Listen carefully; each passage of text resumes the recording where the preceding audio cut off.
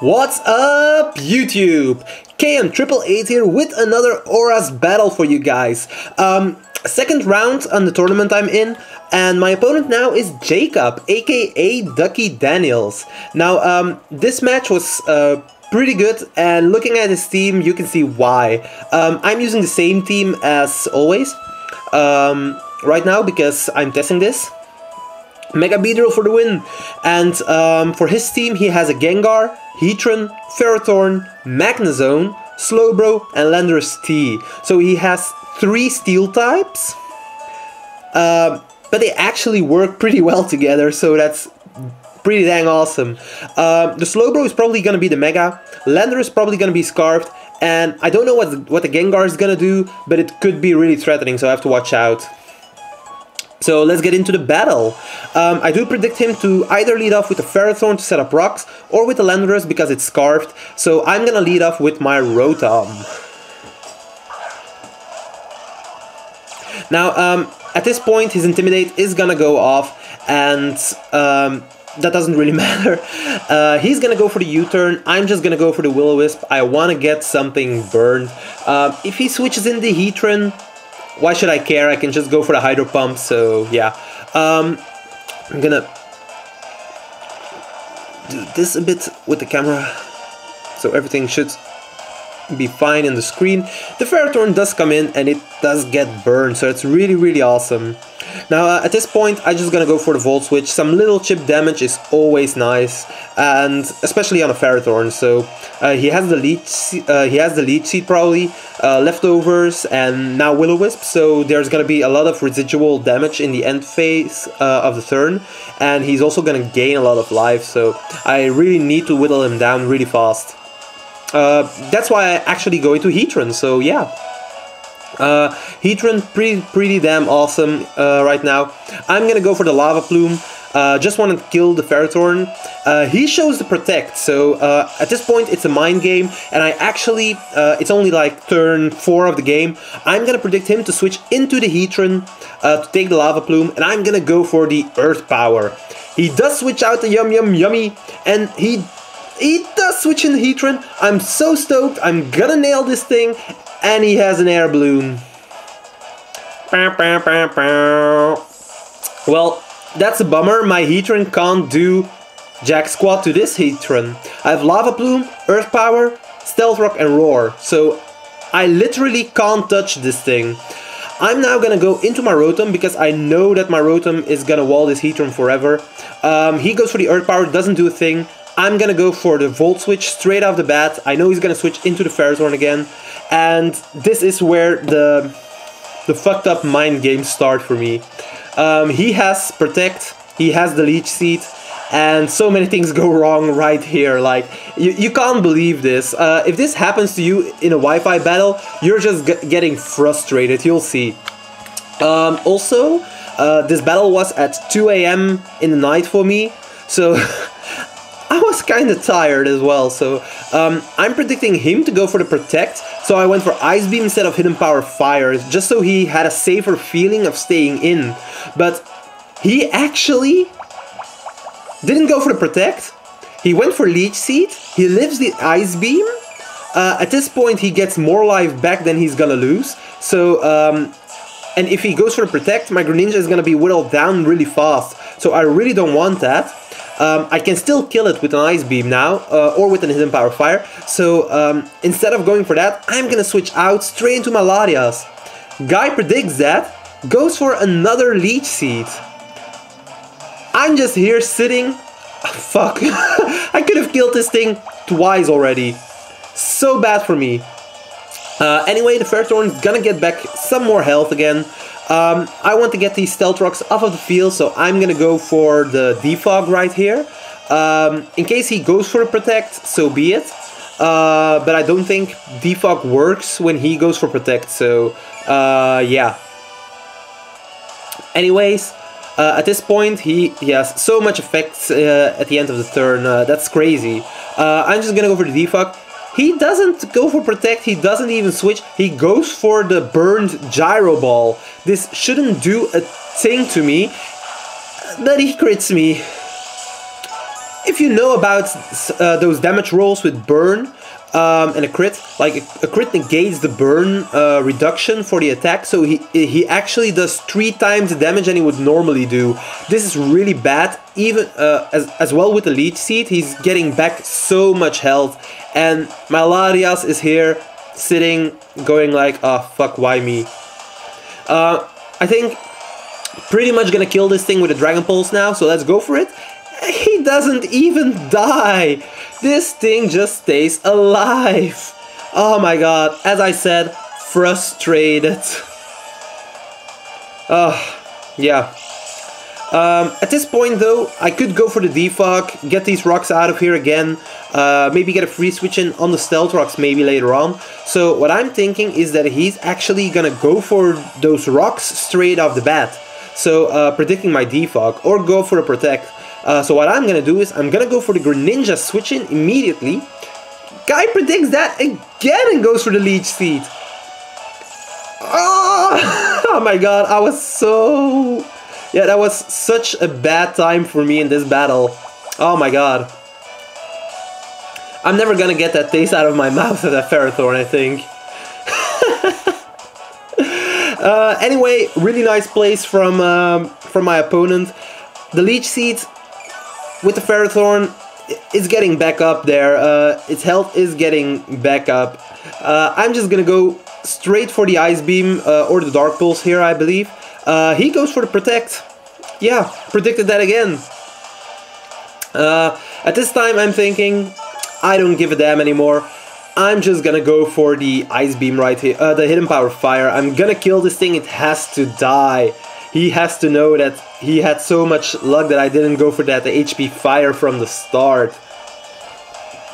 But anyways, he finally dies. Hidden Power Fire hits. The Ferrothorn is gonna die. Oh my god, I was so happy that this thing finally was dead, but it did so much damage to my team. It got up the rocks, it almost took out my Greninja and my Larias on its own, just because I made so many misplays. I could have killed this thing first turn and then nothing would be wrong and I would be in a much better situation, but now I have to play really well to get back on a good level, so yeah. He has Landorus on the field. I'm gonna switch in my Landorus just to get off the Intimidate, so his U-turn wouldn't do that much. And that's exactly what's gonna happen. The U-turn is gonna hit my Landorus. It isn't gonna do jack squat, like maybe 15 HP or something. I didn't really look it. He's gonna go into under the bed now. Under your bed. It is the Gengar. I know it can take any one hit. Unless it has Hidden Power Ice. He actually survives on the Focus Sash and he goes for the Shadow Ball, so this is pretty bad for me. I do live, so that's good, but his Gengar is still around for later in the match. I'm stuck into Knockoff, so I just go for it again while he switches into his Slowbro. Perfect time for him to try and set up. Knockoff isn't gonna do a thing because he is a Mega Slowbro. And at this point I have no other choice than to switch out. So I am gonna go into my Heatran, actually predicting him to go for Mega Evolution Calm Mind.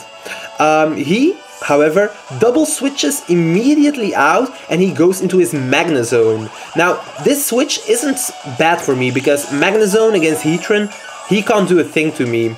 Now the only problem I'm seeing here is that his Heatran completely walls me. So I know he is gonna Volt Switch into his Heatran. So what I'm gonna do is I'm gonna set up the Stealth Rocks.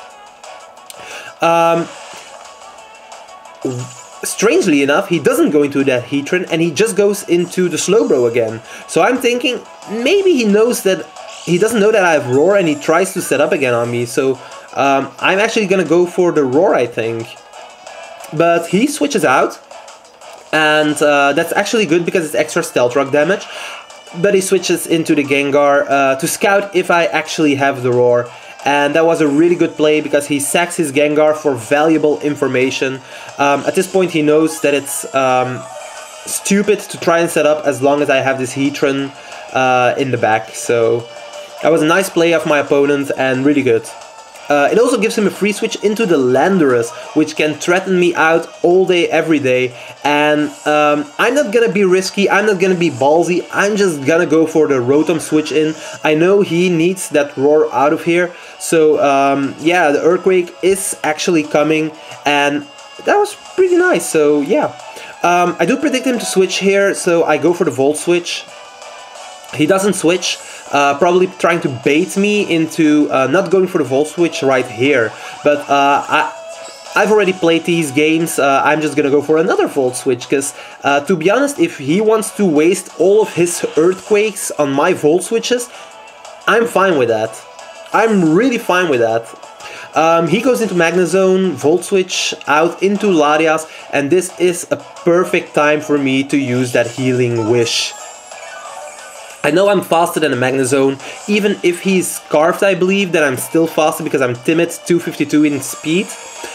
Just to get off Healing Wishes against more Pokemon, and it actually works out pretty fine because I can trade in 2 Pokes of mine which have 20 HP each for a new Greninja, so yeah.